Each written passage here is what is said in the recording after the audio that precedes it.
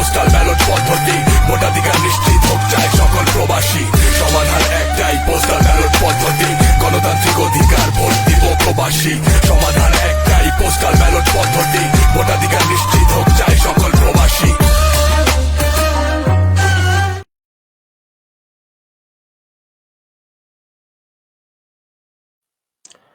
আসসালামু আলাইকুম।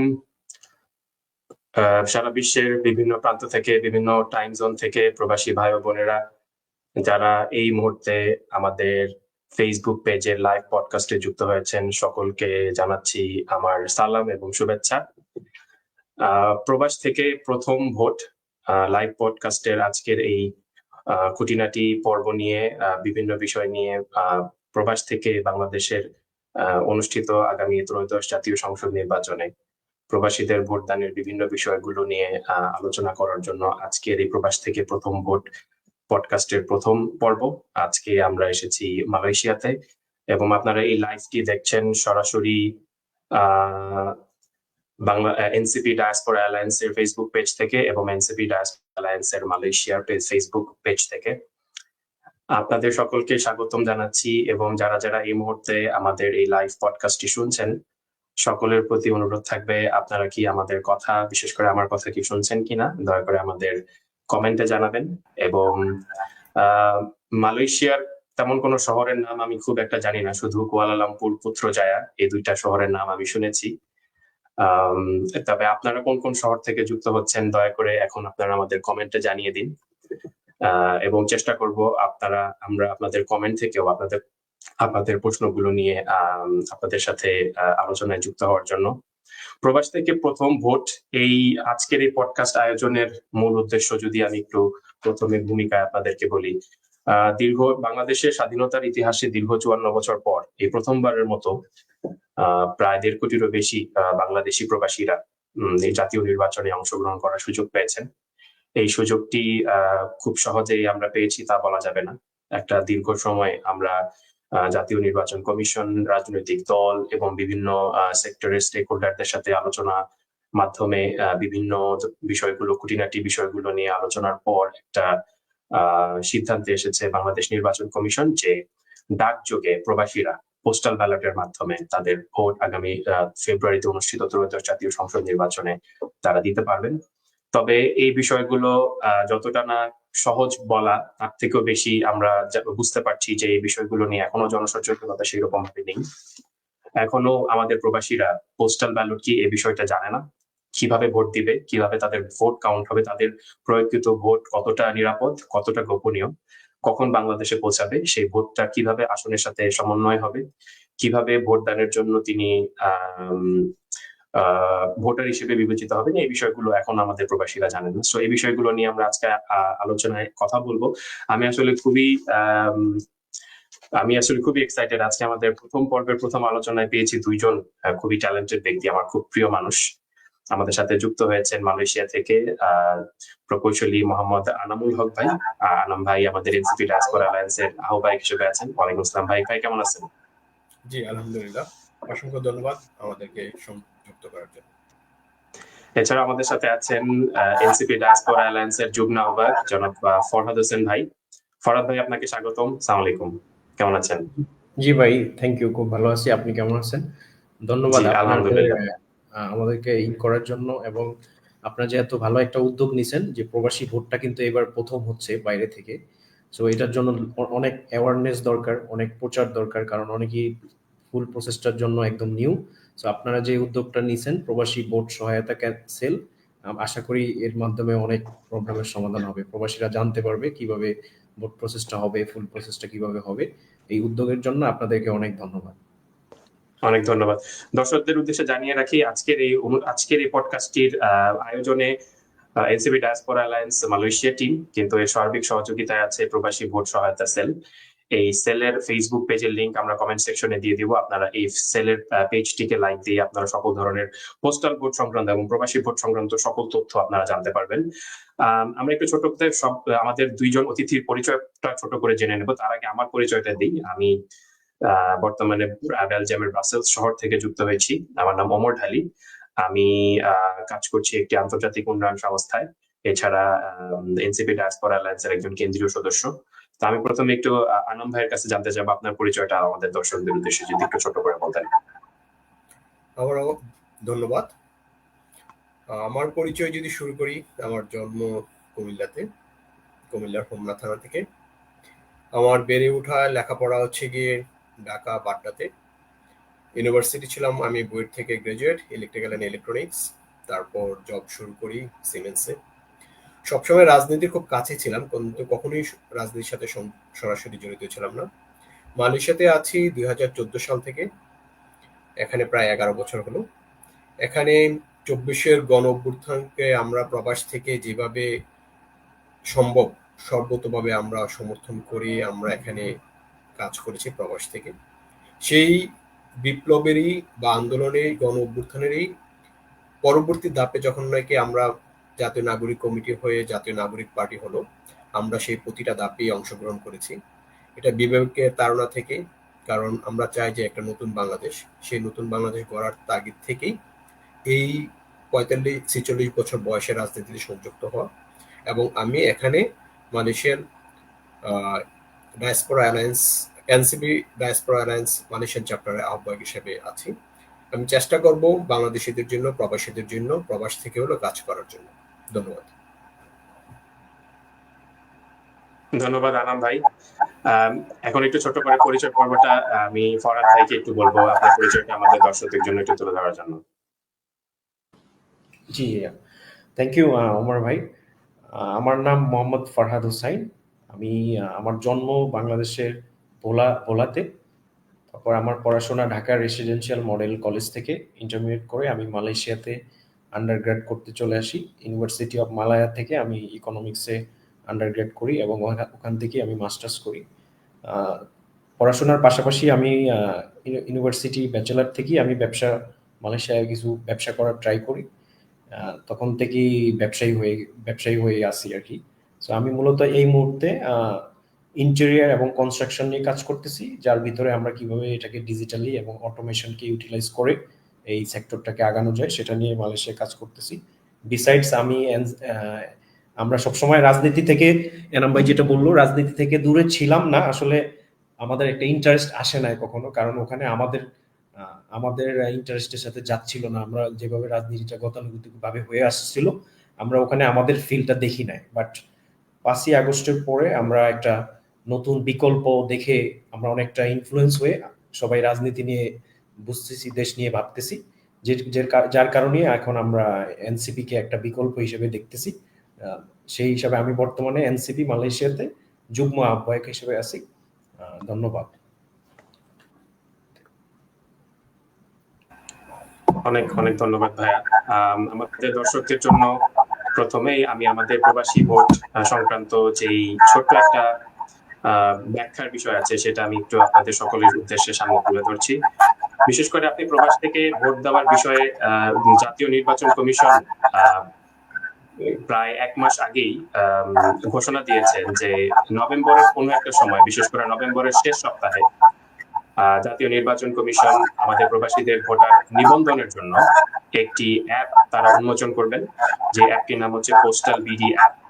এই অ্যাপটি আপনি অ্যাপল স্টোর এবং প্লে স্টোরের মাধ্যমে আপনি ডাউনলোড করে নিতে পারবেন এবং আপনি আপনার জাতীয় পরিচয়পত্র দিয়ে আপনি নিবন্ধনের আওতায় এসে ভোটার হিসেবে বিবেচিত হবেন। আমি আমাদের দর্শকদের জন্য এখন সামনে একটু তুলে ধরছি আমার স্ক্রিনটা, যার মাধ্যমে আপনি দেখতে পাবেন যে প্রবাসী ভোটের পুরো পদ্ধতিটা আসলে বর্তমানে কিভাবে পরিচালিত হবে। আমার টেকনিক্যাল টিমকে একটু রিকোয়েস্ট করবো আমাদের স্লাইডটাকে আমাদের দর্শকদের জন্য সামনে তুলে ধরার জন্য, এবং সেটা আমাদের সামনে যদি চলে আসে এখন আমরা দেখতে পাবো। প্রবাস থেকে যুক্ত হওয়ার জন্য প্রথমেই আপনার জন্য যেটা প্রয়োজন হবে সেটা হচ্ছে প্রবাসী ভোটারদের সকলের জন্যই একটা জাতীয় পরিচয়পত্র নম্বর। আশা করি আপনারা দেখতে পাচ্ছেন একটা ফ্লো চার্ট। যেখানে আপনি যদি একদম প্রবাসী হয়ে থাকেন প্রথমেই আপনাকে এনআইডি নম্বর থাকতে হবে। এক্ষেত্রে একটা প্রশ্ন থাকে যে আমার এনআইডি নম্বর কি পুরনো বা নতুন, এর মধ্যে কোনো পার্থক্য আছে কিনা। এখন পর্যন্ত নির্বাচন কমিশন থেকে প্রাপ্ত তথ্য অনুযায়ী আপনার এনআইডি নাম্বারটি যদি অনেক পুরনো হয়, যেটা 2008 সালে করা, অথবা আপনার এনআইডি নাম্বারটি যদি স্মার্ট কার্ডের নাম্বারও হয়, যেটা 9 সংখ্যা বা 11 সংখ্যা, তাতেও কোনো সমস্যা নাই। শুধুমাত্র আপনার এনআইডি নাম্বার সেটা পুরনো হোক নতুন হোক, একটা নাম্বার হলেই আপাতত চলবে। আপনার যদি এনআইডি থাকে তাহলে আপনি নভেম্বরের শেষ সপ্তাহে নির্বাচন কমিশনের দেওয়া তথ্য অনুযায়ী, যদিও আমরা এই নিবন্ধন প্রক্রিয়াটিকে আরো কয়েক মাস আগে শুরু করার ব্যাপারে অনেক বেশি কথা বলেছিলাম, অনেক আওয়াজ তুলেছিলাম, যদিও সেটা সম্ভব হয়নি, তবে আমরা আশা করছি নভেম্বরে এই পোস্টাল বিডি অ্যাপ টি লঞ্চ হবে। এই অ্যাপটি লঞ্চ হলে আপনি পোস্টাল ব্যালটটি আপনার ঠিকানায় প্রাপ্তির জন্য আপনি প্রথমে রেজিস্ট্রেশন করবেন। রেজিস্ট্রেশন করার জন্য কয়েকটি ধাপ আপনাকে পাড়ি দিতে হবে। সেখানে প্রথমেই আপনাকে একটি বিদেশি ফোন নাম্বার দিতে হবে। এরপর আপনি আপনার যে ঠিকানা, যে বর্তমানে বিদেশে আপনি যেখানে অবস্থান করছেন, অর্থাৎ যেই ঠিকানায় আপনার পোস্টাল ব্যালটটি আসবে সেই ঠিকানাটি আপনি উল্লেখ করবেন। এরপর আপনি একজন ভোটার হিসেবে নিবন্ধিত হয়ে যাবেন এবং অ্যাপের মধ্যে শো করবে যে আপনি পোস্টাল ব্যালট প্রাপ্তির জন্য অপেক্ষায় আছেন। পোস্টাল ব্যালটটি নির্বাচন আয়োজনের প্রায় 1 মাস আগে নির্বাচন কমিশন প্রত্যেকটি ভোটারের ঠিকানায় সেটা পাঠিয়ে দেবেন বাংলাদেশ ডাকযোগের মাধ্যমে, এবং আপনার বাসায় পোস্টাল ব্যালটটি আসার পর আপনি কিউআর কোড স্ক্যান করে আপনি পোস্টাল ব্যালটটি পেয়েছেন এটার প্রাপ্তি স্বীকার করবেন। স্বীকার করার পর আপনি অপেক্ষা করবেন বাংলাদেশে অনলাইনে আমাদের প্রার্থী তালিকা প্রকাশের জন্য। তো যেই দিন নির্বাচন কমিশন প্রার্থী প্রকাশ করে ফেলবেন এবং আপনি আপনার অ্যাপের মধ্যেও একটি নোটিফিকেশন পেয়ে যাবেন যে আপনার নির্বাচনী এলাকায় ভোটারের যে প্রার্থীদের তালিকা প্রকাশ হয়েছে, এবং আপনি তাদের তালিকা দেখে আপনি আপনার পছন্দের মার্কায় ভোট দিয়ে তাকে প্রতীক সম্বলিত ভোট ব্যালটে আপনি প্রদান করবেন। সেখানে একটা বিষয় উল্লেখ করা খুবই গুরুত্বপূর্ণ, এমন একটা ব্যালট পেপার আমরা আগে কখনো দেখিনি, বিশেষ করে আমাদের প্রবাসীরা তো নাই, বাংলাদেশের মানুষও কখনো এই ধরনের ব্যালট পেপার আগে কখনো দেখে নাই। এই ব্যালট পেপারটি হবে শুধুমাত্র প্রতীক সম্বলিত, অর্থাৎ বাংলাদেশে নিবন্ধিত রাজনৈতিক দল প্রায় মনে হয় 56 থেকে 58টা বা 59টার মতন রাজনৈতিক দল আছে, তাদের যতগুলো প্রতীক আছে সেই প্রতীক সম্বলিত একটি বড় ব্যালট নির্বাচন কমিশন আমাদের প্রবাসীদেরকে পাঠিয়ে দেবেন এবং সেখানে কোনো নাম উল্লেখ থাকবে না। তো আপনাকে যেটা করতে হবে, নির্বাচন কমিশনের ওয়েবসাইট এবং অ্যাপের মধ্যে গিয়ে আপনাকে দেখতে হবে আপনার নির্বাচনী এলাকায়, নির্বাচনী আসনে কারা কারা প্রতিদ্বন্দ্বিতা করছেন আপনার মূল্যবান ভোটটি প্রদান করার জন্য। এরপর নির্বাচন কমিশন থেকে আসা একটি ফেরত খামের মধ্যে আপনি আপনার ব্যালটটিকে সুন্দর করে ভাঁজ করে নির্দেশনা অনুযায়ী আপনি সেটা তৈরি করে ফেলবেন এবং এই খামটি আপনি আপনার নিকটস্থ ডাকঘরে আপনি পোস্ট করে দেবেন। এখানে একটা উল্লেখযোগ্য বিষয়, আপনাকে এখন পর্যন্ত নির্বাচন কমিশন থেকে প্রাপ্ত তথ্য অনুযায়ী আমাদেরকে এমবেসির সাথে কোনো ধরনের লিঙ্ক করতে হবে না, অর্থাৎ এমবেসিকে কখনো এখন পর্যন্ত আমরা যুদ্ধ জেনেছি এমবেসিকে আপনাকে এই বিষয়ে কোনো অবগত করতে হচ্ছে না বা এমবেসির ঠিকানাও আপনাকে পাঠাতে হবে না। আমরা যতদূর এখন পর্যন্ত শুনতে পেরেছি বা প্রাপ্ত তথ্য অনুযায়ী নির্বাচন কমিশন যে ফেরত খামটি পাঠাবে সেই খামের মধ্যেই একটি ঠিকানা থাকবে, যে ঠিকানায় সরাসরি এই বটটি এই ব্যালটটি চলে যাবে ঢাকাতে বাংলাদেশ ডাক বিভাগের অফিসে। একটি ব্যালট আনা নেওয়ার করার জন্য বাংলাদেশ সরকারের প্রায় 700 টাকা খরচ ধরা হয়েছে, অর্থাৎ এই টাকাটি রাষ্ট্র বহন করছে, এই খরচটি বাংলাদেশ নির্বাচন কমিশন বহন করবে, আমাদের প্রবাসী বা ভোটারের পক্ষ থেকে কোনো খরচ বহন করতে হবে না।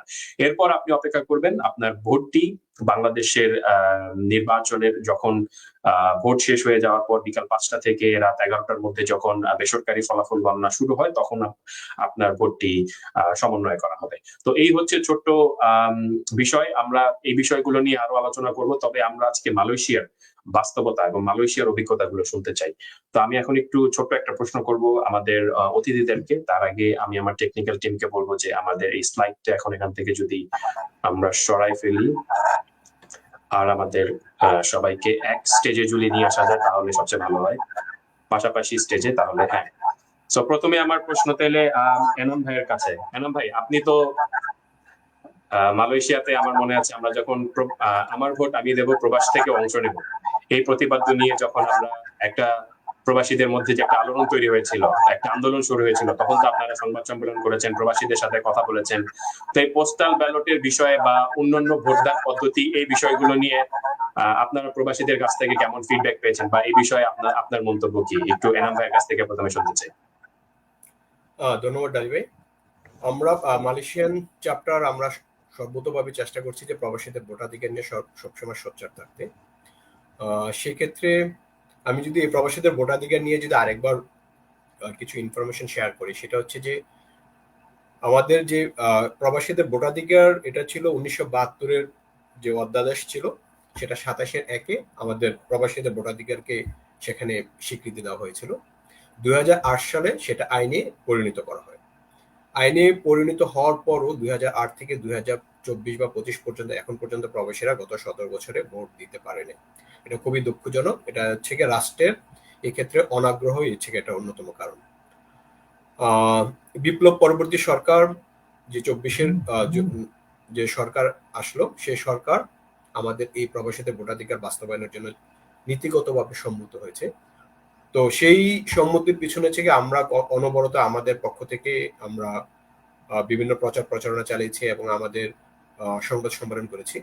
আমরা হচ্ছে কি সর্বপ্রথম সংবাদ সম্মেলন করি মালয়েশিয়া এনসিপি ডায়াসপোরা অ্যালায়েন্স পক্ষ থেকে, সেটা হচ্ছে কি 21শে জুন আমরা সংবাদ সম্মেলন করি যে আমাদের প্রবাসীদের ভোটাধিকার এটা বাস্তবায়ন করতে হবে এবং কোন প্রক্রিয়া বাস্তবায়ন করতে হবে এবং কিভাবে বাস্তবায়ন করতে হবে তার সমস্ত কিছু আমরা রোডম্যাপ নির্বাচন কমিশনের কাছে চাই।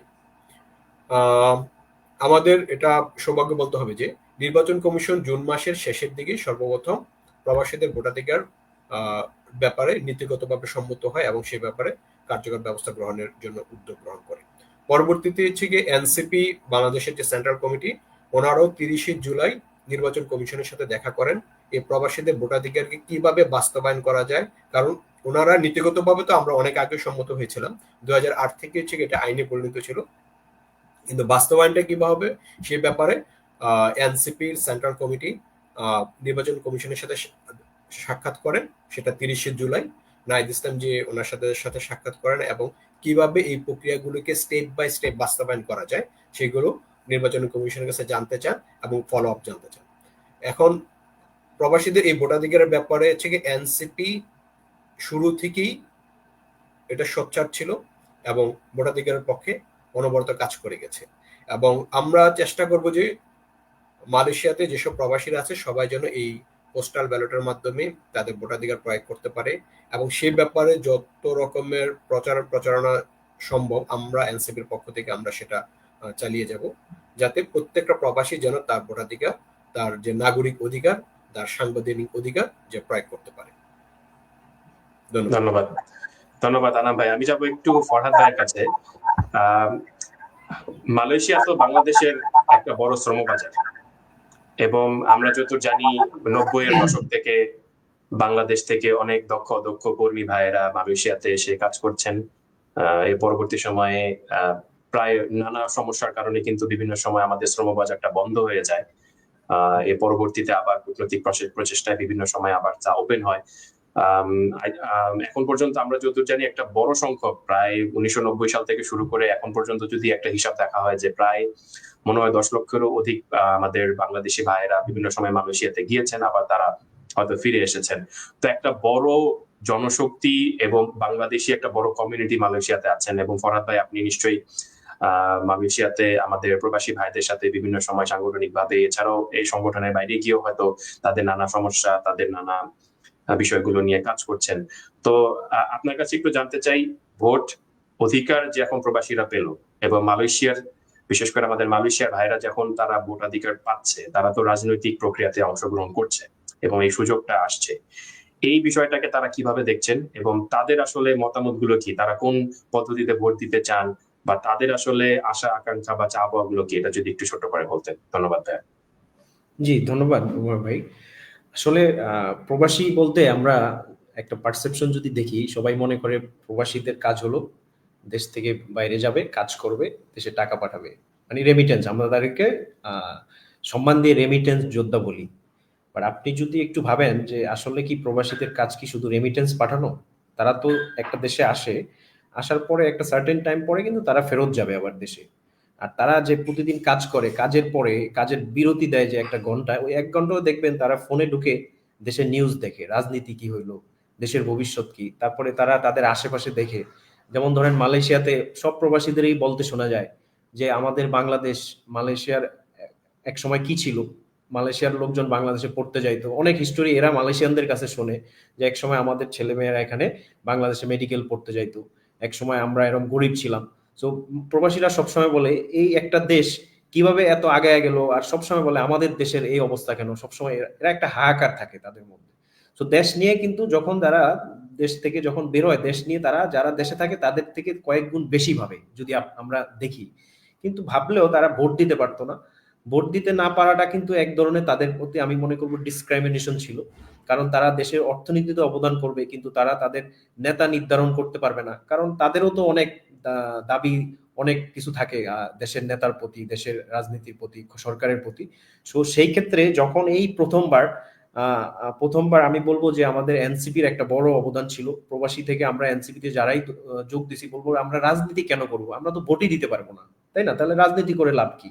আমাদের আগে ভোটার অধিকারটা আগে নিশ্চিত করতে হবে, নাহলে আমি এখানে বসে বসে যতই রাজনীতি করি আমার নিজের ভোটটাই দিতে পারবো না, আরেকজনকে ভোট দিতে বলতে পারবো না, তাহলে এটা তো হইতে পারে না। সেই ক্ষেত্রে আমাদের এনসিপি প্রথম থেকেই মালয়েশিয়া আমাদের সবার গোল ছিল যে প্রবাসী ভোটাধিকার নিশ্চিত করতে হবে, যার মাধ্যমে আমরা একটা চ্যালেঞ্জ হিসেবে নিছি। এবং আমরা সেন্ট্রাল থেকে আমাদের এখান থেকে সবাই, আমাদের এনাম ভাই যখন এনসিপি, ওখানে আলাউদ্দিন ভাই ছিল সেন্ট্রাল থেকে, সবাই মধ্যে আমাদের একটাই ছিল যে প্রবাসী ভোটাধিকারটা কিভাবে নিশ্চিত করা যায়, যার ক্ষেত্রে এটা অবশ্যই যখন এখন বাস্তবায়ন হচ্ছে সব প্রবাসীদের মধ্যে একটা ইতিবাচক প্রতিক্রিয়া আসছে ফর শিওর। এবং সবাই এখন রাজনীতি নিয়ে আরো অনেক আগ্রহ হয়ে গেছে এবং তারা মনে করতেছে এবার তো আমি ভোট দিতে পারবো। তার মানে এখন তারা দেশ নিয়ে, রাজনীতি নিয়ে যখনই কথা হবে তাদের মধ্যে দেখবেন 2-3 জন বসবে, এখন সবাই দেশ নিয়ে কথা বলে যে এবার মনে হয় দেশে ভালো কিছু হতে যাচ্ছে, এবার মনে হয় বিকল্প কিছু হতে যাচ্ছে। তার বাইরে একটা প্রবলেম আছে, যেটা হলো যেহেতু প্রসেসটা প্রথম, এটার প্রসেসটাকে নিয়ে অনেক আমাদের অ্যাওয়ারনেস মানে সচেতনতা কিভাবে ফুল প্রসেসটা হবে এটা নিয়ে তাদের মধ্যে অনেক কিউরিওসিটি আছে, অনেক তাদের মধ্যে অনেক মানে ইনফরমেশনের অভাব আছে, যেটা আমাদেরকে সলভ করতে হবে। যেমন আপনি একটা উদ্যোগ নিয়েছেন, আমরাও এখানে এনসিপি থেকে নানানভাবে কার্যক্রম চালাচ্ছি এবং আমরা হাই কমিশনকেও আস্তে আস্তে বলবো যে হাই কমিশন থেকেও কিভাবে প্রবাসীরা কিভাবে ভোট দিবে, এটা যেই দলেরই হোক, প্রবাসী সে যেই মার্কাই ভোট দেখ, বাট কিভাবে ভোটটা দিতে হবে হাই কমিশনও যাতে তাদেরকে ইনফরমেশন দিয়ে বিভিন্নভাবে সহায়তা করে। Thank you.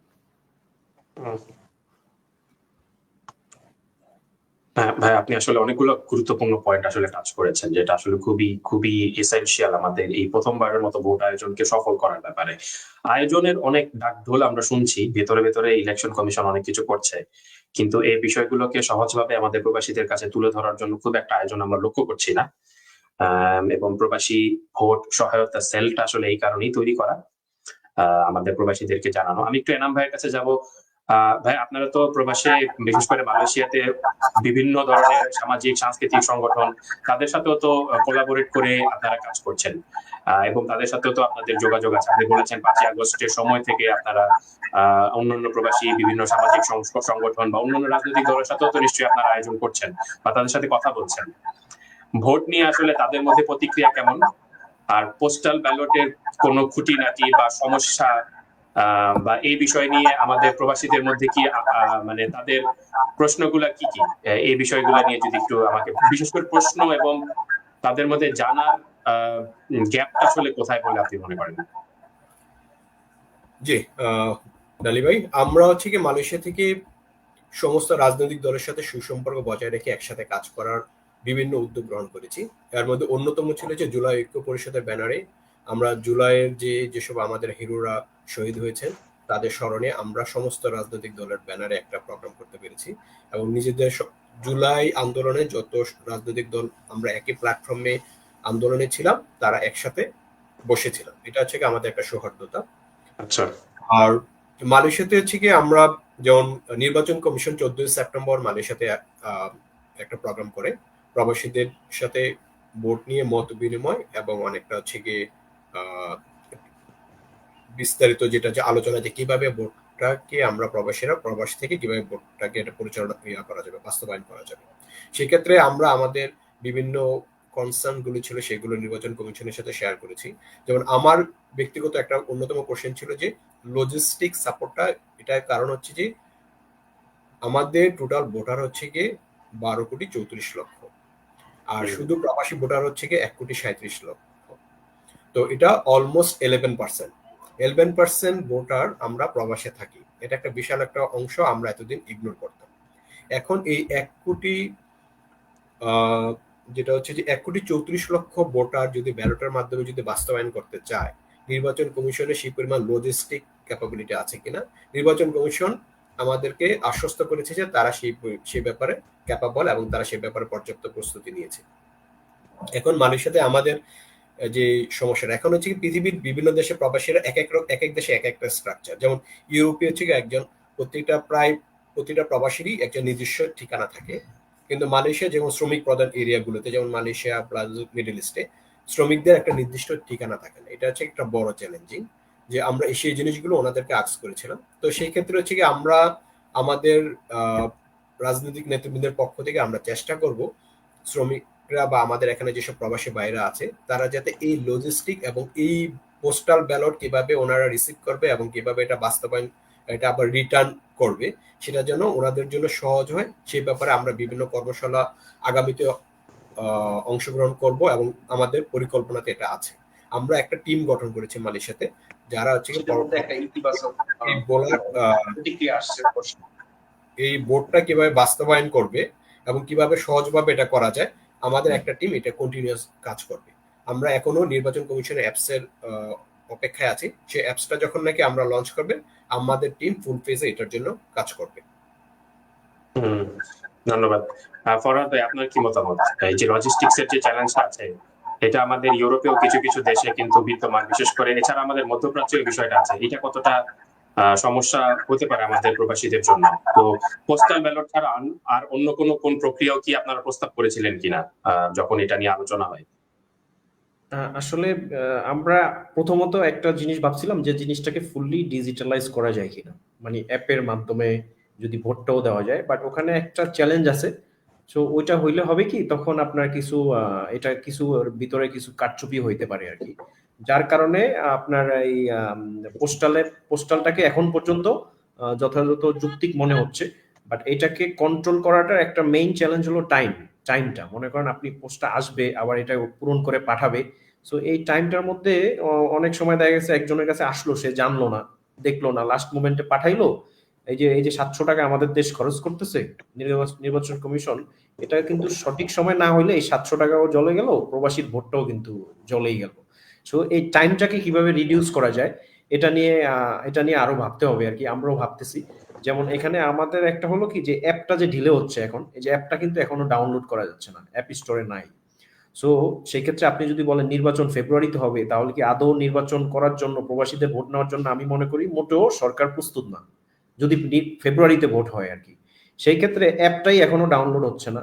সেকেন্ডলি আবার অ্যাপটা হওয়ার পরে আবার বলছে এত তারিখ থেকে এত তারিখ রেজিস্ট্রেশন চলবে।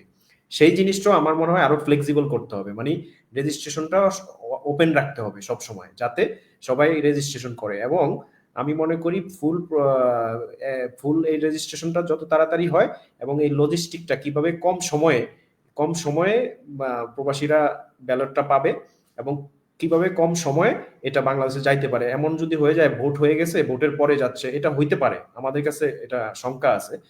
সেই জিনিসটা সরকারকে আরো আমাদের কাছে ক্লিয়ার করতে হবে, যে আসলে এই টাইম ডিউরেশনটা তারা কিভাবে কন্ট্রোল করবে, কিভাবে তারা নিশ্চিত করবে যে ভোট গণনার আগে ব্যালটটা ওখানে যাবে। সেই বিষয়ে আমরা অবশ্যই আমাদের পক্ষ থেকে যতটুকু সম্ভব, এমবাসি বলেন এবং নির্বাচন কমিশন, আমরা আমাদের দাবি সবসময়, আমাদের দাবি এবং আমাদের যে প্রশ্ন আমরা সবসময় করতে থাকবো।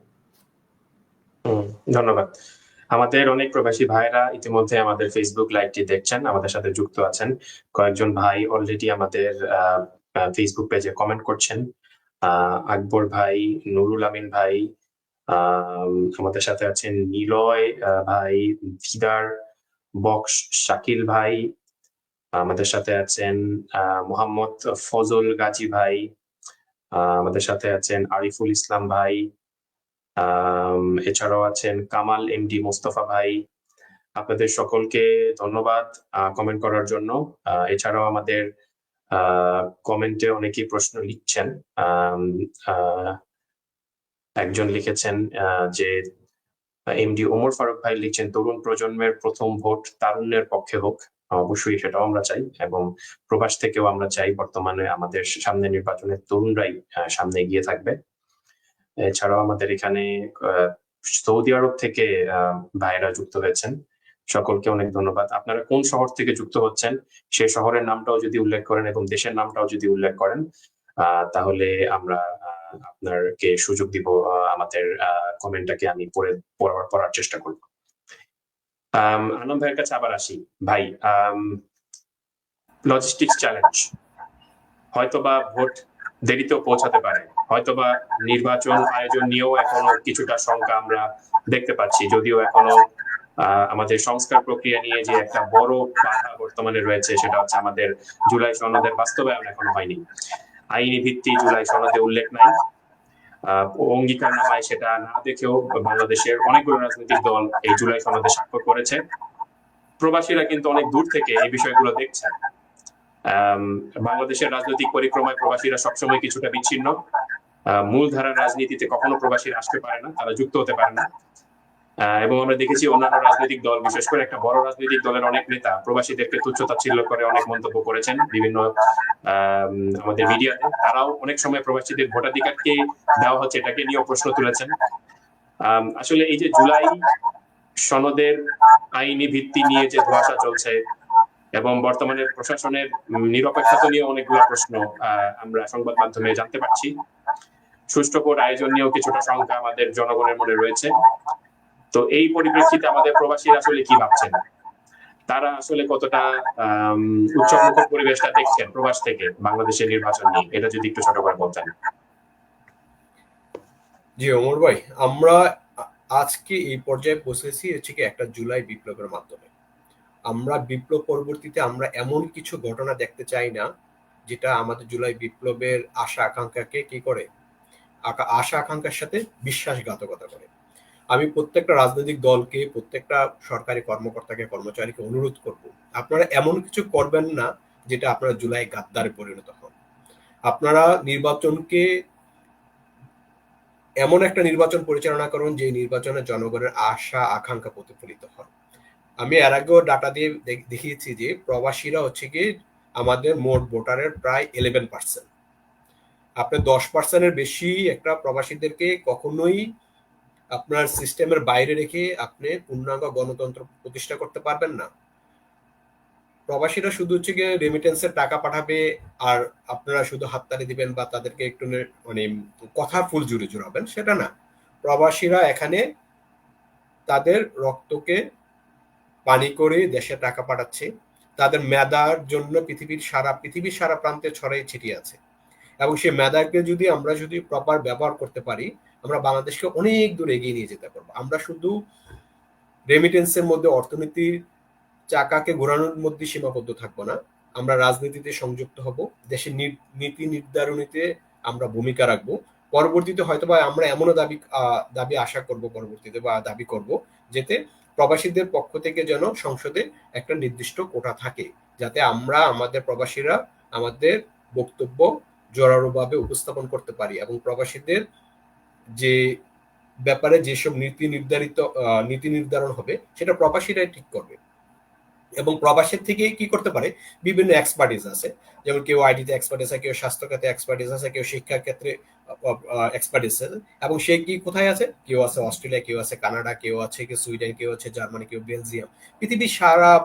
সমস্ত পৃথিবীতে হচ্ছে কি আমাদের মেধাবীরা এবং এই প্রবাসীরা ছড়িয়ে আছে।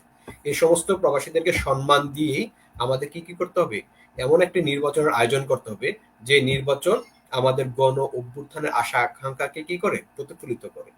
এই ৭১ সালের পর ২৪-এর যে গণ অভ্যুত্থান, ২০০০ তরুণ যে প্রাণ দিয়েছে, সেই প্রাণের সাথে যেন আশা করি যে কোনো রাজনৈতিক দল, কোনো সরকারি কর্মকর্তা যেন বিশ্বাসঘাতকতা না করে।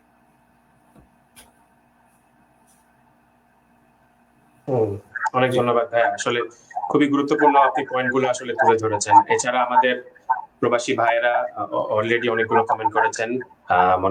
একজন ভাই লিখেছেন মালয়েশিয়ার কুয়ালালামপুর থেকে দেখছি, ধন্যবাদ ভাই। এছাড়া মালয়েশিয়ার সেলেঙ্গর থেকে যুক্ত হয়েছেন আমাদের আকবর হোসেন ভাই। মালয়েশিয়ার পাহান ডিস্ট্রিক্ট থেকে দেখছেন আমাদের একজন ভাই, ওনার আইডিটা হচ্ছে এমডি রকেটস, খুব সুন্দর নাম হয়তো। এছাড়াও মালয়েশিয়ার বিভিন্ন প্রদেশ থেকে পেনং থেকে একজন ভাই যুক্ত হয়েছেন। সবাইকে অনেক ইতালি থেকে একজন ভাই যুক্ত হয়েছেন, সবাইকে আশরিফ সব- ভাই।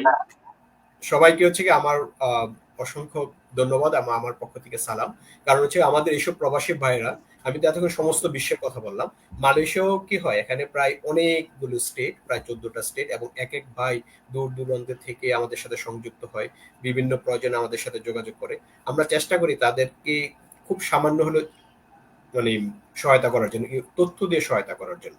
আমরা চাই পরবর্তীতে আমরা সমস্ত প্রবাসীরা জন্য একটা পরিবারের ন্যায় কাজ করতে পারি, এনসিপি একটা পরিবারের ন্যায় কাজ করতে পারে, যেখানে একজন আরেকজনের বিপদ আপদে সহায়তায় এগিয়ে আসবে। ধন্যবাদ।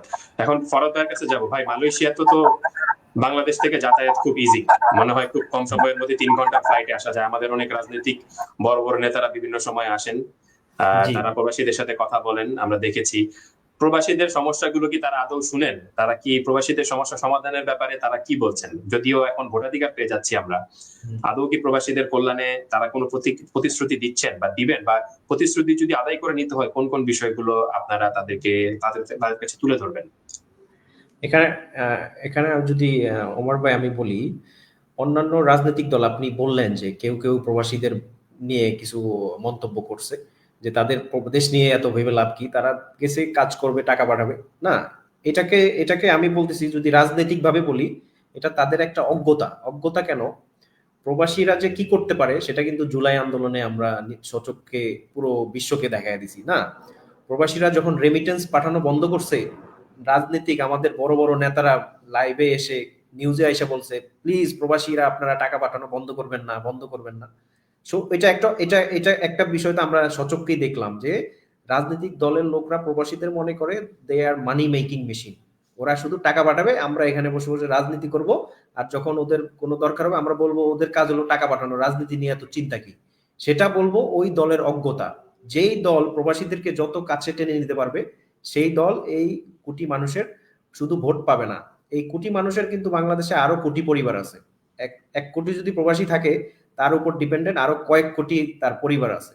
তো তাদেরকে ছোট করে আপনি কখনোই রাজনৈতিকভাবে কখনোই সফল হতে পারবেন না। কারণ এই যেই লোকটা টাকা পাঠায় তার কথা কিন্তু তার ওয়াইফ শোনে, তার বাবা শোনে। কেন? কারণ সে তার স্যাক্রিফাইস করে, কম্প্রোমাইজ করে। সেটা হলো একটা অজ্ঞতা। সেকেন্ডলি হলো, রাজনৈতিক দল যে প্রবাসীদেরকে নিয়ে কি করতে পারে, কি করছে, সেটা তো গত 50 বছরের বাংলাদেশের প্রবাসীরা দেখছে না। তো সেই ক্ষেত্রে আমরা যারা বিকল্প খুঁজতেছি, এবং প্রবাসী যারা বিকল্প খুঁজতেছে, তারাও কিন্তু বুঝে গেছে যে পূর্বে তারা আমাদেরকে কখনো তেমন কিছু করে না, এখন এই মুহূর্তেও তারা এসে বলে যে প্রবাসীদের কাজ কি, তারা টাকা পাঠাবে, দেশ নিয়ে এত ভাবা কেন। দেশ নিয়ে প্রবাসীরা ভাববে কেন জানেন? প্রবাসী কিন্তু শুধু যে রেমিটেন্স পাঠায় এরকম না, প্রবাসী কি শুধু আমাদের লেবার শ্রেণী না। এই যে আমরা তিনজন এখানে কথা বলতেছি, আপনি বেলজিয়ামে একটা কর্পোরেট জব করতেছেন, আমাদের এনাম ভাই এখানে একটা হেলথ কেয়ার বড় মাল্টিন্যাশনাল কোম্পানিতে জব করতেছে, আমরা কেউ কেউ ব্যবসা করতেছি।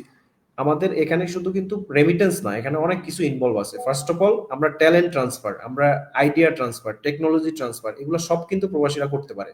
টাকা আর কত পাঠাবে ভাই, বাট একটা আইডিয়া, একটা টেকনোলজি যদি ট্রান্সফার হয়, এবং এই যে আমাদের প্রবাসী ভাইরা যে এখানে কাজ করতেছে, তারাও কিন্তু এক একজন এক একটা অ্যাসেট। কিভাবে জানেন? তারা বাংলাদেশে কখনো কিছু করে না, এখানে এসে একটা মাল্টিন্যাশনাল কোম্পানির ফ্যাক্টরিতে কাজ করতেছে, সে একটা অটোমেশন ফ্যাক্টরি দেখতেছে, সে একটা স্মার্ট ফ্যাক্টরি দেখতেছে, সে অনেক আইডিয়া পাচ্ছে। সে কিন্তু বাংলাদেশে ব্যাগ যা, যদি সরকার তাকে সঠিকভাবে তাকে সহায়তা করে, সে কিন্তু যা ছোট্ট একটা ফ্যাক্টরি খুলতে পারে, সে কিন্তু যা ছোট্ট একটা বিজনেস খুলতে পারে।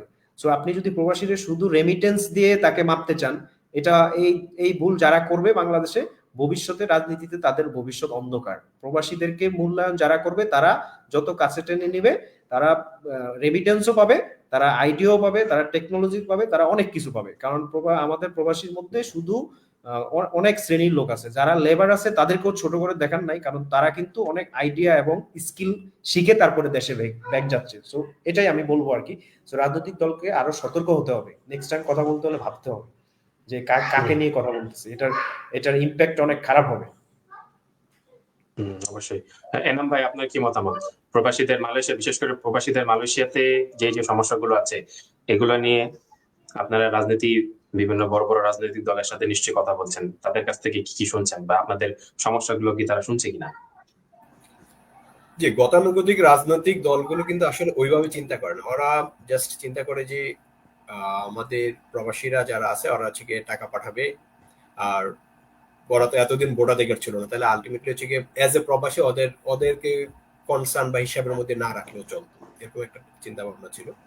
এখন আমরা নতুন বাংলাদেশে নতুন ভাবে চিন্তা করার জন্যই আমরা কাজ করছি, যাতে যেখানে যে বাংলাদেশে কি হবে, প্রবাসীরা তার যার যার যোগ্যতা অনুসারে মূল্যায়িত হবে। আমরা প্রবাসে থাকি, আমরা কি করতে পারি, শুধু টাকা পাঠাবো না, আমরা বাংলাদেশের নীতি নির্ধারণের ক্ষেত্রেও আমরা অংশগ্রহণ করতে পারি। যেমন আপনি এখন বেলজিয়ামে আছেন, আমি মালয়েশিয়াতে আছি, আমরা কি করতে পারছি, কানেক্ট হয়ে একটা ডিসিশন নিতে পারতেছি, একটা মিটিং করতে পারতেছি। তো ওয়াই নট আমি মালয়েশিয়াতে থেকে বাংলাদেশে যখন নাকি সেক্টর হেলথ কেয়ার সেক্টরে কোনো নীতি নির্ধারণী কোনো মিটিং হবে, সেখানে আমি আমার মতামত দিতে পারি, আমি মালয়েশিয়া থেকে এটা মতামত দিতে পারি, আপনি বেলজিয়াম থেকে অথবা কেউ ফ্রান্স থেকে, কেউ জার্মানি থেকেও সে মতামত দিতে পারে। অথবা এখানে যেটা আমাদের ফরহাদ ভাই বললো, এখানে আমাদের যেসব প্রবাসী ভাইরা এখানে বিভিন্ন বিষয়ে দক্ষতা অর্জন করে, সেই দক্ষতাগুলো বাংলাদেশে কিভাবে ইমপ্লিমেন্ট করা যায় সে ব্যাপারে আমরা এনসিপি একটা নতুন রাজনৈতিক দল, আমাদের একটা নিজস্ব একটা পরিকল্পনা থাকবে, পরবর্তীতে সরকারের একটা পরিকল্পনা থাকতে হবে যে এই দক্ষ শ্রমিকগুলো কিভাবে বাংলাদেশে যে আরো দক্ষ এবং কর্মঠ হইতে পারে। কারণ আমরা যেভাবে গত 40 বছর ধরে শুধু বিদেশে শ্রমিক পাঠাচ্ছি, আমার মনে হয় যে আমি এটা এই ট্রেন থেকে চেঞ্জ হয়ে আমরা অন্যভাবে আমাদের নিজের দেশকে কিভাবে দক্ষ শ্রমিক দিয়ে আরো নিজের দেশকে উন্নত করা যায় সেইভাবে আমাদেরকে চিন্তা করা উচিত। কারণ আমাদের নিজের দেশে যখন নাকি আমাদের নিজস্ব দক্ষ শ্রমিক বা দক্ষ লোক তৈরি না হবে, সে পর্যন্ত দেশ উন্নত হবে না। সমস্ত বিশ্বের কাছে আমাদের মর্যাদাকে আরো উন্নত করার জন্য আমাদের নিজস্ব দক্ষ শ্রমশক্তি তৈরি করা দরকার, এবং সে ব্যাপারে আমরা কাজ করব এবং আমরা আশা করব যে সরকারের ব্যাপারে যথাযথ পদক্ষেপ নেবে। ধন্যবাদ ভাই।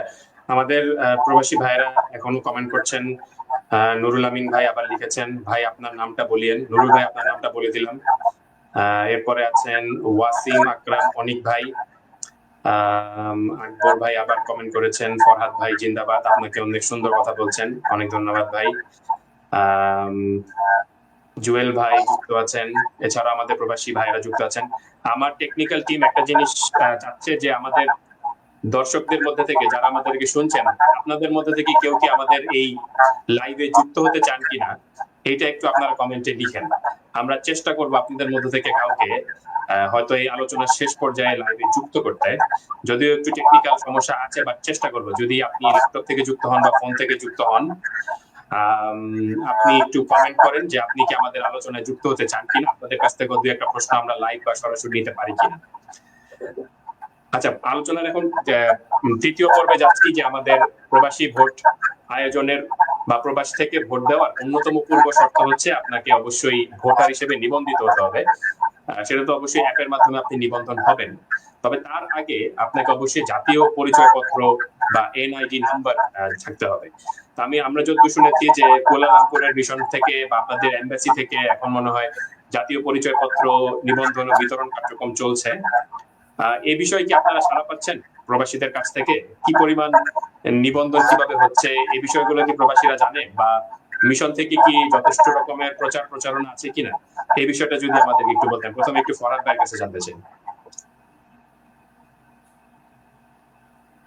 আসলে একটা জিনিস এখনো আমাদের কাছে ভরসা, যেমন আমাদের এই এনসিপির এক ভাই বলছে যে আপনারা যে লাইভটা করতেছেন, আপনারা কি জানেন যে আসলে ভোটিং সিস্টেমটা কিভাবে হবে? আমাদের এই কমিটির মালয়েশিয়া একজন বলছে। সো ওনার কোশ্চেনটা কিন্তু আমাকে একটা চ্যালেঞ্জের মধ্যে, যে ঠিক আছে আমরা তো এখনো ইনফরমেশন গুলো ফুললি ক্লিয়ার না, এখনো অ্যাপটাও ডাউনলোড করতে পারতেছি না, তাহলে আসলে আমরা কিভাবে মানুষকে হেল্প করবো? পরবর্তীতে আমি দেখলাম যে কিছু কিছু বিষয়ে আমরা মোটামুটি কনফার্ম যে প্রসেসটা এরকম, বাট ওই প্রসেসের মধ্যে কিছু ধোঁয়াশা আছে, যেমন লজিস্টিক টাইমটা কিভাবে এত কম সময়ে একটা ভোট আসবে, ভোট দিবে, আবার যাবে, আবার গণনা করে সেটা আবার ফলাফলে হবে। সো এই বিষয়গুলা আমাদের কাছে এখনো মানে মনে হচ্ছে নির্বাচন commission is not ready yet. যদি প্রবাসীদের এত কোটি কোটি ভোট তারা নিয়ে এটাকে আসলেই রেজাল্টে নিতে চায়, আমার মনে হচ্ছে নির্বাচন কমিশন রেডি না, ফার্স্ট অফ অল। সেকেন্ডলি, তাদের ওরকম কোনো প্রচারণাও আমরা দেখি না, যে তারা কি শুধু আমরা দাবি করছি প্রবাসীদের ভোট দিতে হবে, যার কারণে বলছে যে আমরা হ্যাঁ প্রবাসীদেরকে ভোট দিতে দিব, কিন্তু বাস্তবিক পক্ষে তারা এটা নিয়ে এতটা কনসার্ন না। এই বিষয়গুলো অবশ্যই আমরা যদি আমরা এর কোনো ঘাটতি দেখি, আমরা আমাদের পক্ষ থেকে প্রতিবাদ চালায় যাব, এবং আমাদের পক্ষ থেকে যেভাবে আমরা ভোটাধিকার আদায় করছি সেই ওয়েতে আমরা এই প্রসেসটার যথাযথ যথাযথ প্রয়োগ নিয়েও আমরা এটা কোশ্চেন এবং আমাদের মন মতো না হওয়া পর্যন্ত আমরা এটা নিয়ে আমাদের প্রতিবাদ চালায় যাব। বাট একটা জিনিস মনে হচ্ছে, এম্বাসির কোনো ইন্টারেস্ট আমরা দেখি না এই বিষয়টা নিয়ে। এম্বাসির ইন্টারেস্ট দেখি না, খুব একটা দেখি না বলবো, একদম দেখি না বলবো না। সো সেই ক্ষেত্রে এম্বাসি একটা বড় ফ্যাক্টর, কারণ এম্বাসি যেটা করতে পারে, অনেক প্রবাসী হয়ে আমরা অনেক কিছু করতে পারি না। এম্বাসির একটা আপনার কার্যকরী তাদের একটা লিগালাইজেশন একটা ওয়েতে তারা অনেক কিছু করতে পারে। বাট সেই ক্ষেত্রে এম্বাসির থেকে আমরা মনে করি তারা একদমই নিষ্ক্রিয় আছে এখনো। সেটা কেন আছে আমরা তাদেরকে অবশ্যই জিজ্ঞাসা করব। এবং আমরা মনে করি এম্বাসি যদি আগে না আসে, প্রবাসীদের ভোটটাকে যদি তারা নির্বাচন কমিশনের ফুল প্রসেসটাকে কিভাবে স্মুথ করা যায় এবং কিভাবে অনেক প্রচার করা যায় সেটা যদি না করে, তাহলে আমি খুব একটা আহামরি প্রবাসীদের ভোটটা যদি দেয়ও না, গণনায় না আসে, আমি মনে করবো পুরো প্রসেসটাই বৃথা হবে। তো যার কারণে আমরা এম্বাসির উপরে খুবই আশা ব্যক্ত করব এবং তাদের উপর সবসময় দাবি জানাই যাব যে আপনারা এটাকে বেশি বেশি প্রচার করেন, এবং যারাই পাসপোর্ট করতে যায়, যারাই যে কোনো কারণে এম্বাসিতে যায়, একটা লিফলেট বা কিছু একটা দিয়ে দেন। একটা লিফলেট হইতে পারে যে পাসপোর্ট জমা হইলো বা পাসপোর্ট উঠলো, সাথে একটা লিফলেট দিয়ে দিল যে এভাবে হবে, এভাবে করে ভোটটা হবে, আপনারা অ্যাপটা ডাউনলোড করেন। কারণ আমরা কত মানুষকে বলবো, মানুষ তো মালয়েশিয়া আপনি বললেন না 10 লাখ, আসলে বৈধ অবৈধভাবে আমরা মনে করি মালয়েশিয়াতে 2 মিলিয়নের অধিক বাংলাদেশি আছে। কারণ সবাই ডেটা তো নাই, অনেকে টুরিস্টে আছে, অনেক অনেক ভাবেই আছে। সো কিন্তু সেই ক্ষেত্রে আমরা বলবো এম্বাসির একটা অ্যাওয়ারনেস এবং এম্বাসির প্রচারটা হবে খুবই ইম্পর্টেন্ট, আমরা যেটা এম্বাসির কাছে আশা করবো আর কি। আচ্ছা, আমাদের এখানে কমেন্ট করেছেন ইকবাল ভাই। উনি লিখেছেন, ভাই প্রবাসীরা কি শুধু ভোটার আইডি দিয়ে ভোট দিতে পারবেন কিনা, নাকি সাথে পাসপোর্টও লাগবে? ভাই আপনার প্রশ্নের জন্য ধন্যবাদ। এখন পর্যন্ত প্রাপ্ত তথ্য অনুযায়ী আপনার শুধু ভোট নাম্বারটা থাকলেই হচ্ছে, এটা দিয়ে আপনি নিবন্ধন করতে পারবেন। তবে আমরা অ্যাপের একটা ট্রায়াল ভার্সন দেখেছি যেখানে নির্বাচন কমিশন পাসপোর্ট কেও যুক্ত করেছে, যেখানে আপনার পাসপোর্ট নাম্বারটি দিলেও আপনি সাথে সাথে সেই ভেরিফিকেশনটি করে নিতে পারবেন। তবে আমরা এখনো শিওর না যে পাসপোর্টটা অবশ্যই থাকতে হবে কিনা, কারণ অনেক প্রবাসী ভাইরা আছেন যাদের কাছে হয়তো পাসপোর্ট নাই, বা অনেক হয়তো পাসপোর্ট রিনিউ করার জন্য জমা দিয়েছেন, বা অনেক ভাইরা আছেন যারা সঙ্গত কারণেই তাদের পাসপোর্টটি এখন তাদের সাথে নাই, তারাও তো আসলে ভোটাধিকার থেকে বঞ্চিত হতে চাচ্ছেন না, তবে তারাও কিন্তু ভোট করতে যুক্ত হতে পারবেন। শুধু ভোটাধিকার হলেই আপাতত আপনি ভোট দিতে পারবেন, এতটুকু আমরা জানি। তবে সামনের আরো আপডেট তথ্যগুলো আমরা আমাদের প্রবাসী ভোট সহায়তা সেল থেকে, এই পেজ থেকে আমরা শেয়ার করার চেষ্টা করব। আরেকজন ভাই লিখেছেন, এমবেসি শুধু খালি নামে আছে, কোনো কাজেই না। আরেকজন ভাই লিখেছেন, আচ্ছা, আরেকজন ভাই লিখেছেন যে আপাতত বাহিরে আছি ভাইয়া। তো যুক্ত হওয়ার জন্য যারা যারা আসলে যুক্ত হতে চান তাদেরকে আমি যখন বলেছিলাম, একজন লিখছেন বাইরে আছি। যারা ঘরে আছেন, আপনাদের মধ্যে থেকে কেউ যদি আমাদের আলোচনায় যুক্ত হতে চান কমেন্ট করেন, আমরা আমাদের টেকনিক্যাল টিম চেষ্টা করবে আপনাদেরকে যুক্ত করার। এনম ভাই, এমবেসিতে তো মনে হয় বর্তমানে কার্যক্রম প্রক্রিয়া চলছে প্রবাসী ভোটার নিবন্ধন, যেটা ফরহাদ ভাই বললেন, আপনার কি মতামত এই বিষয়ে?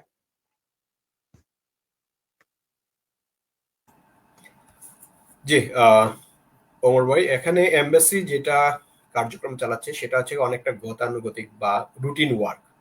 ওনারা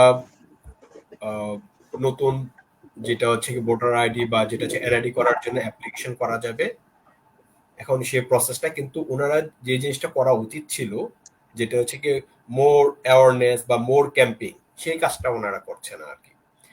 এটা ওনাদের কাছে আশা করি। এখন আমরা রাজনৈতিক দল হিসেবে আমরা যেটা করব বা আমরা যেটা করতে পারি এখন, যে নির্বাচন, আমরা রাজনৈতিক দল হিসেবে সাধারণ জনগণকে বা সাধারণ যেসব মালয়েশিয়ান প্রবাসীরা আছে যাদের এখনো এনআইডি নাই, এনআইডি, তো ওনাদেরকে এনআইডি কিভাবে করা যায় এবং হাই কমিশন থেকে কিভাবে সহায়তা পাওয়া যায় সেই ব্যাপারে ওনাদেরকে সহায়তা করতে পারি, যাতে ওনারা আমাদের বেশি সংখ্যক বা অধিক সংখ্যক যেন প্রবাসীরা এই প্রক্রিয়ায় সংযুক্ত হইতে পারে। আর হাই কমিশনের প্রতি যেটা দাবি থাকবে বা আহ্বান থাকবে, যাতে ওনারা এই ব্যাপারে আরো বেশি কার্যক্রম, সক্রিয় এবং দৃশ্যমান কিছু কার্যক্রম গ্রহণ করে, যার ফলে মানুষ আরো বেশি উদ্যোগী হবে এনআইডি করার জন্য এবং এই জিনিসটাকে যেন খুব সহজ করে। ধন্যবাদ। আসলে এই প্রক্রিয়াকে সহজ করার জন্য কিন্তু সব জায়গা থেকে আমাদের দাবি জারি আছে। আশা করছি অনেক সীমাবদ্ধতার মধ্যে দিয়ে কিন্তু আমাদের নির্বাচন কমিশন হয়তো কাজ করছেন, তবে প্রবাসীদের ভোট আয়োজন নিয়ে তাদের মধ্যে যে আগ্রহ আমরা দেখতে পাচ্ছি, আমাদের অন্যান্য দূতাবাসগুলো থেকে সেই ধরনের আগ্রহ আমরা দেখতে পাচ্ছি। আজকের এই ব্রডকাস্টের মাধ্যমে আমি আসলে আহ্বান জানাবো আমাদের যে ভাইয়েরা দূতাবাসে কাজ করছেন, আমাদের প্রবাসীদেরকে জীবন মান উন্নয়নে যারা কাজ করেন, এছাড়া অন্য যত সামাজিক সাংস্কৃতিক সংগঠন যারা প্রবাসে কাজ করছেন, সকলকে আমি আসলে আমন্ত্রণ জানাবো আমাদের এই প্রবাসীদের ভোট প্রদানের বিষয়টি সহজীকরণ করার জন্য আপনারা আপনাদের পরামর্শগুলো সবসময় জারি রাখবেন। আমরা প্রায় শেষ পর্যায়ে চলে এসেছি। আজকে লাইভ স্ট্রিম পডকাস্টের প্রায় 50 মিনিট আলোচনা হলো। শেষ প্রশ্ন আপনাদের দুইজনেরই কাছে, বাংলাদেশের রাজনৈতিক ভবিষ্যৎ এবং প্রবাসীদের ভোট এবং প্রবাসীদের দাবি দাওয়াগুলো নিয়ে আমাদের রাজনৈতিক মহলে বর্তমানে যে আলোচনা হচ্ছে, এ বিষয়ে আপনাদের শেষ কোনো মন্তব্য যদি থাকে একটু জানাবেন, বা দর্শকদের উদ্দেশ্যে আপনারা যদি কিছু বলতে চান ছোট্ট করে 2 মিনিটের মধ্যে একটু বলবেন। প্রথমে আমি যাবো একটু ফরহাদ ভাইয়ের কাছে। জি ভাইয়া, বলবো আমি প্রবাসীদের উদ্দেশ্যেই বলবো, যেহেতু আমরা প্রবাসে আছি, প্রবাসীদের উদ্দেশ্যে বলবো যে আমরা কিন্তু প্রবাসে একটা ক্ষণস্থায়ী টাইমের জন্য আছি। আমরা যখন আমাদের একটা সার্টেন পিরিয়ড পরে ব্যাক যাইতে হবে। সো আপনারা যে এই যে কষ্ট করে আমরা সবাই এখানে আসছি, কাজ করি, যাই করি, ব্যবসা করি, দিন শেষে আমাদের শিকড়ের টান কিন্তু, মাটির টান কিন্তু বাংলাদেশ, তাই না? সো এই মাটির টানটাকে শুধু টাকা পাঠায় আমাদের সীমাবদ্ধ থাকলে হবে না। এই মাটির টানের মধ্যে আপনার দাবি দেওয়া সবকিছু আদায় করে নিতে হবে। যার একটা উপায় হলো আপনাকে ভোটে অংশগ্রহণ করতে হবে। আপনি যেই দলেই ভোট দেন, আপনি যদি এই ভোটটা নিয়ে একটু সিরিয়াস হইতে হবে। কারণ আপনি এখন ভোটের সময় ভোট দিবেন না, এটা নিয়ে অনিয়ায় থাকবেন, পরে বলবেন আমাদের দেশের নেতা খারাপ। এখন তো আপনার নেতা ভালো চুজ করার টাইম আসছে। তাহলে আপনার একটা ভোটও কিন্তু অনেক ইম্পর্টেন্ট, এবং আপনার ফ্যামিলির ভোটটাও ইম্পর্টেন্ট। আপনি যখন আপনার ভোটটা দিবেন, আপনার ফ্যামিলিকেও বলবেন যে কিভাবে ভোটটা দিতে হবে। আপনার যারা আমরা বিদেশে থাকি তারা কিন্তু আরো বেশি বুঝি যে আমাদের দেশটা কত পিছায় আছে। এই পিছায় থাকার কারণটাই হলো আমরা কখনোই যোগ্য নেতৃত্বকে ভোট দেই না। আমরা যে আইসা ভোটের আগের দিন 20 টাকা দিয়ে যায়, 1000 টাকা দিয়ে যায়, তাকে ভোট দেই। এখানে বাংলাদেশের জনগণেরও একটা প্রবলেম আছে। সো সেই ক্ষেত্রে আপনারা দেখেন এই প্রবলেমের কারণে আজকে আমাদের দেশটা কোথায়। আপনারা মালয়েশিয়া, সিঙ্গাপুর, যারা বিভিন্ন দুবাই টুবাই আছেন, দেখেন তাদের অগ্রগতি দেখেন, আর আমরা দিন দিন পিছায় যাচ্ছি। তাহলে আপনার এই ভোটটা নিয়ে সিরিয়াস হইতে হবে, এবং আপনাদের ফ্যামিলিদেরকেও বলতে হবে যে ভোট দেওয়ার ক্ষেত্রে তোমরা অবশ্যই সচেতন হয়ে ভোট দিবা। নাহলে ভোটের পরে বলবা না রাজনীতিবিদরা খারাপ, নেতা খারাপ, এটা বলা যাবে না। আপনারা আপনাদের ভোটটা চিন্তা ভাবনা করে দিবেন, এবং ভোটটা নিয়ে আপনাদের ফ্যামিলিকেও আপনারা বোঝাবেন। এটাই আমি বলবো প্রবাসীদের ক্ষেত্রে। ধন্যবাদ। জেনে বুঝে ভোট দিবেন এবং সৎ যোগ্য মানুষকেই আপনারা ভোট দিবেন। খুব সুন্দর বার্তা দিয়েছেন ভাই। আনাম ভাইয়ের কাছে। আনাম ভাই। জি, ফরহাদ ভাই চমৎকার করে বলেছে, আমার কথাগুলোই উনি বলে ফেলছে। তো আমি নতুন করে যদি বলতে চাই, সেটা বলবো যে পৃথিবীর সমস্ত প্রবাসীদেরকেই, যে যেখানেই আছে না কেন, এখন অনেকে আছে যারা হচ্ছে কি ইউরোপ কান্ট্রিগুলোতে আছে, অস্ট্রেলিয়াতে আছে, কানাডাতে আছে, ওনারা অনেক সেফ, ওনারা বাংলাদেশে ব্যাক না করলেও চলে। যেমন আমরা মালয়েশিয়া থেকে আছি, আমাদের ব্যাক করতে হবে। মিডল ইস্টে যারা আছে আমাদেরকে ব্যাক করতে হবে, আমাদের এখানে থাকার কোনো সুযোগ নেই, ব্যাক টু দ্য প্যাভিলিয়ন। তো আমরা সেই জন্য সমস্ত প্রবাসীদেরকে বলবো, আপনারা যার যার অবস্থান থেকেই করেন না কেন, দেশকে ভালোবেসে দেশকে কিভাবে এগিয়ে নিয়ে যাওয়া যায় আপনাদের সাধ্যের মধ্যে সবকিছু আমাদেরকে সমর্থন দিবেন, এই নতুন রাষ্ট্রকে সমর্থন দিবেন। কারণ রাষ্ট্রটা এই 24-এর গণ অভ্যুত্থানের পর যেন আবার বিপথে না যায়। এই বাংলাদেশ বারবার রক্ত দিতে দিতে ক্লান্ত। এই 24-এর গণ অভ্যুত্থানে 2000 তরুণের যে অকাতরে প্রাণ বিলি দিয়েছে, সেই প্রাণ বিলি দেওয়ার মানে এই জিনিসটাকে আমি, এই ত্যাগটাকে আমার নিজের চোখে দেখেছি, আমাদের সময় দেখেছি। তো সেই ত্যাগের সাথে আমি শরিক হওয়ার জন্য আমি রাজনীতিতে আসা। আমি পৃথিবীর সমস্ত প্রান্তে ছড়িয়ে ছিটিয়ে থাকা সমস্ত এক্সপার্টদেরকে বলবো, আপনারা এগিয়ে আসুন। একটা দেশে যখন নাকি নির্দিষ্ট সংখ্যক ভালো রাজনীতিবিদ না আসে, তখন সেই দেশে রাজনীতি পরিশুদ্ধ হবে না। আপনি রাজনীতিবিদদেরকে গালি দিবেন, আপনি রাজনীতিতে আসবেন না, আপনার এখানে রাজনীতিতে আপনার কি করবেন না, ভূমিকা রাখবেন না, আপনি রাজনীতিবিদদেরকে গালি দিয়ে আপনার দায়িত্ব পালন করে ফেলবেন। এটা কখনোই সম্ভব না যে একটা ভালো রাষ্ট্র গঠন করার জন্য। আপনাকে রাজনীতির মধ্যে কন্ট্রিবিউশন করতে হবে, আপনাকে সময় দিতে হবে, আপনাকে ত্যাগ তিতিক্ষা করতে হবে। আমি রাজনীতিতে আসছি ত্যাগ তিতিক্ষা করার জন্য, নিজের ব্যক্তিগত সুবিধা পাওয়ার জন্য না। আমি নিজে ইঞ্জিনিয়ার, আমার ওয়াইফ ডক্টর। আমাদের এখানে রাজনীতির থেকে এখানে কিছু পাওয়ার জন্য আসেনি, আমি টোটালি হচ্ছে কি ত্যাগ তিতিক্ষা করার জন্য আসছি। এবং সমস্ত প্রবাসীদেরকে বলবো, আপনারা রাজনীতিতে আসুন, নিজেদের ভূমিকা পালন করুন এবং এমনভাবে ভূমিকা পালন করুন যাতে রাজনীতিবিদরা সঠিক পথে থাকতে বাধ্য হয়। এনসিপি কোনো একক নেতৃত্বের দল নয়, এনসিপি হচ্ছে বহু নেতৃত্ব। আমরা মালয়েশিয়া থেকে এটা আমরা অন্ততপক্ষে চেষ্টা করব কিভাবে বহু নেতৃত্ব, সমপর্যায়ের অনেকগুলো নেতৃত্ব একসাথে কাজ করতে পারে। এবং সেই ক্ষেত্রে আমরা প্রবাসীরা বা যারা পৃথিবীর সারা প্রান্তে ছড়িয়ে আছে, বিভিন্ন ট্যালেন্টরা আছে, তারা বিচ্ছিন্ন না হয়ে ইউনাইটেড হয়ে কিভাবে দেশকে একটা উন্নয়ন মুখে বা একটা অগ্রগতির দিকে এগিয়ে নিয়ে যাওয়া যায়, সেই লক্ষ্যে সবাইকে একসাথে কাজ করতে হবে। এবং যার যার জায়গা থেকে আমরা যে ভোটাধিকার যে প্রয়োগের যে আমাদের প্রথম যে আমাদের অধিকারটা ভোটাধিকার, সেই ভোটাধিকার প্রয়োগ করে আমাদের সঠিক নেতৃত্ব নির্বাচন করতে হবে। পৃথিবীর যেখানে যত প্রবাসীরা আছেন সবাইকে আহ্বান করব, আপনারা আসুন রাজনীতিতে, আপনাদের নিজেদের অবদান রাখুন, সেটা ভোটের মাধ্যমে হোক, আবার সরাসরি রাজনীতিতে অংশগ্রহণের মাধ্যমে হোক, অথবা আপনার যেটা হচ্ছে গিয়ে চিন্তা মেধা দিয়ে কিভাবে দেশকে এগিয়ে নিয়ে যায় সেভাবে আপনারা অংশগ্রহণ করুন। খুব ধন্যবাদ ভাইয়া, চমৎকার করে আসলে পুরো জিনিসটা সামারাইজ করার জন্য। একজন ভাই আমাদের এখানে প্রশ্ন করেছেন যে যখন অনলাইনে ব্যাংক লেনদেন, পাসপোর্ট নবায়ন, ট্যাক্স ফাইল করা সম্ভব, তখন অনলাইন ভোট দেওয়া যাবে না কেন? আসলে ভাইয়া খুব যুক্তিযুক্ত একটা প্রশ্ন করেছেন। আমরা এই বিষয়টা নিয়ে নির্বাচন কমিশনের সামনে তুলে ধরবো এবং আমরা এটা নিয়ে অলরেডি কথা বলেছি। আশা করব নির্বাচন কমিশন হয়তো পরবর্তী নির্বাচনগুলোতে প্রবাসীদের অনলাইনে ভোট দেওয়ার ব্যবস্থাটি রাখবে। আরেক ভাই প্রশ্ন করেছেন, প্রশ্নটা কোথায়, প্রশ্নটা কি আসছে? হ্যাঁ, জাতীয় পরিচয়পত্র ও ই পাসপোর্ট দিয়ে ডিজিটাল ভোটিং সিস্টেম তৈরি করা কি এত কঠিন যাহা করা সম্ভব না? আসলে এই প্রশ্নটার একটা যুক্তি আছে। বাংলাদেশ যখন বলি না আমরা তথ্য প্রযুক্তিতে আমরা অনেক এগিয়ে গিয়েছি, ডিজিটাল বাংলাদেশের অনেকগুলো পরিকল্পনা আমরা করে প্রায় একটা ডিজিটাল দেশ হয়ে যাওয়ার পথে আমরা প্রায় চলে গিয়েছিলাম।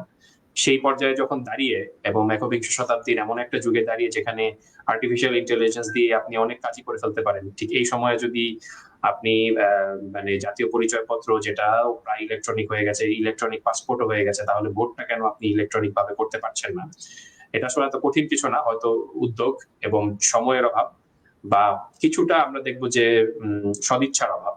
কারণ আমরা দেখতে পাচ্ছি কিছুদিন মানে বিগত সময়গুলো থেকেও এবং এখনো নির্বাচন কমিশন কিন্তু কিছু স্বেচ্ছাচারী ভূমিকা পালন করছে। তারা বিশেষ করে জাতীয় নাগরিক পার্টির পক্ষ থেকে যখন শাপলা প্রতীক চাওয়া হয়েছে তা নিয়ে তারা কোনো আইনি ব্যাখ্যা দেয়নি। তাদেরকে শাপলা প্রতীক না দেওয়ার ব্যাপারে বিভিন্ন ধরনের নীরবতা পালন করেছে।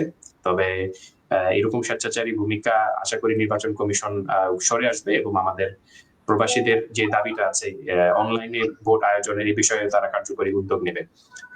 তো অনেক ধন্যবাদ ভাই আপনাদেরকে যুক্ত হওয়ার জন্য, আমাদের সাথে কথাগুলো শেয়ার করার জন্য। আশা করি আমাদের মালয়েশিয়া প্রবাসী ভাইয়েরা যারা যুক্ত হয়েছেন তারা আমাদের আজকের এই আয়োজন থেকে কিছুটা হলেও জানতে পেরেছেন প্রবাসী ভোট আয়োজন নিয়ে। প্রবাস থেকে আপনারা পোস্টাল ব্যালটের মাধ্যমে বাংলাদেশের আগামী জাতীয় নির্বাচনে কিভাবে যুক্ত হবে সেই বিষয়ে খুঁটিনাটিগুলো আজকে আমরা আলোচনা করেছি। পরিশেষে আমি একটা কথা সকলের উদ্দেশ্যে বলতে চাই, জুলাইতে প্রবাসীরা যেভাবে আন্দোলনে সমর্থন জানিয়েছেন, আমাদের প্রবাসের একটা বড় অংশ কিন্তু বিভিন্ন উন্মুক্ত স্থানে এমবাসির সামনে তারা কিন্তু আন্দোলনেও গিয়েছেন। তারা কিন্তু সহযোগিতা, সহমর্মিতা এবং প্রবাস থেকে যতটুকু সম্ভব যে সাপোর্ট তারা কিন্তু দেখিয়েছেন। এবং তার একটা বড় উদাহরণ আমিরাতে আমাদের প্রবাসীদের একটা বড় অংশ, যেখানে রাজতন্ত্রের এত কড়া নিয়মের মধ্যে থেকেও কিন্তু তারা যখন ইন্টারনেট ব্ল্যাকআউট হয়ে যাওয়ার ফলে তাদের পরিবারের সাথে যোগাযোগ করতে পারছিল না, তখন কিন্তু তারা আমিরাত সরকারের কাছে আবেদন করেছিলেন যে বাংলাদেশে 3 দিনের বা 4 দিনের একটা ইন্টারনেট ব্ল্যাকআউট চলছে, আমরা পরিবারের সাথে যোগাযোগ করতে পারছি না, আমিরাত সরকার বা আরব আমিরাত তারা কি উদ্যোগ নিচ্ছে? এই দাবিটা নিয়ে কিন্তু তারা সরকারের কাছে তারা গিয়েছিলেন এবং আমাদের ভাইরা কিন্তু সমবেত হয়েছিলেন। কিন্তু আমরা দেখতে পাচ্ছি এবং আমরা দেখেছি আমাদের এমবেসিরই বা পতিত আওয়ামী লীগ সরকারের একটি গ্রুপ এই প্রবাসীদের দাবিকে তারা সরকার বিরোধী দাবি উল্লেখ করে মামলা করেছেন, যার ফলে আমাদের প্রবাসী ভাইয়েরা কারাবন্দী ছিলেন। তার মধ্যে প্রায় 57 জন ছাড়া পেয়েছেন, কিন্তু এখনো কিন্তু 25 জন জুলাই যোদ্ধা আমাদের আরব আমিরাতের কারাগারে বন্দী আছেন। তার মধ্যে একজন ভাই আব্দুল হামিদ ভাই কয়েকদিন আগে আমাদের ছেড়ে তিনি চলে গেছেন। তিনি কারা অন্তরীণ অবস্থায় শেষ নিঃশ্বাস ত্যাগ করেছেন। আমরা ভাইয়ের রুহের মাগফিরাত কামনা করি। তবে আমরা এটা দাবি জানাই বাংলাদেশ সরকারের কাছে, বিশেষ করে অন্তর্বর্তী সরকারের প্রধান ডক্টর মোহাম্মদ ইউনূস, পররাষ্ট্র মন্ত্রণালয়ে যিনি দায়িত্বে আছেন বা প্রবাসী কল্যাণ মন্ত্রণালয়ে যিনি দায়িত্বে আছেন, তাদেরকে কার্যকরী উদ্যোগ নেওয়ার জন্য যে 24 জন জুলাই যোদ্ধা এখনো আমাদের আরব আমিরাতের কারাগারে বন্দী আছেন, তাদেরকে বিনা শর্তে মুক্তি দেওয়ার জন্য এবং তাদেরকে বাংলাদেশে ফেরত নিয়ে আসার জন্য সসম্মানে। কারণ এই ভাইয়েরা তারা রাষ্ট্রীয় বিরোধী কোনো কার্যক্রমে যুক্ত হন নাই। তারা শুধু জানতে চেয়েছিলেন সরকারের কাছে বাংলাদেশে পরিবারের তারা খোঁজ চান, কারণ তারা দূর থেকে ইন্টারনেট ব্ল্যাকআউটের কারণে কোনো তথ্য পাচ্ছিলেন না।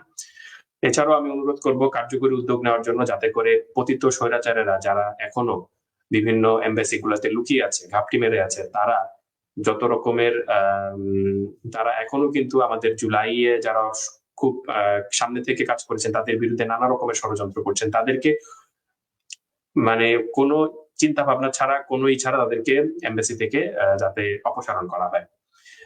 এবং এই ধরনের মামলা বা এই ধরনের কোন রাষ্ট্রীয় ষড়যন্ত্রমূলক মামলা যাতে পরবর্তীতে আর কোন দেশ যাতে করতে না পারে, বা আমাদের এমবাসি থেকে যাতে সহযোগিতা করার এইরকম দুঃসাহস আর কেউ যাতে না দেখায়, এবং আমাদের প্রবাসী ভাইয়েরা যাতে আর কখনো কারাগারে বন্দী না হয়, এই আবেদন জানাবো বাংলাদেশ সরকারের কাছে। তো এই বলেই আজকে আমাদের প্রবাস থেকে প্রথম ভোটের লাইভ পডকাস্ট শেষ করছি। অনেক ধন্যবাদ আনাম ভাই এবং ফরহাদ ভাই আপনাদেরকে যুক্ত হওয়ার জন্য। প্রায় 1 ঘন্টা আমরা কথা বললাম। অনেক ধন্যবাদ ভাই যুক্ত হওয়ার জন্য। জি, ওমর আলী ভাই, আপনাকে অসংখ্য ধন্যবাদ। ইনশাল্লাহ আমরা সংযুক্ত থাকবো এবং প্রবাসীদের জন্য অনবরত কাজ করে যাব।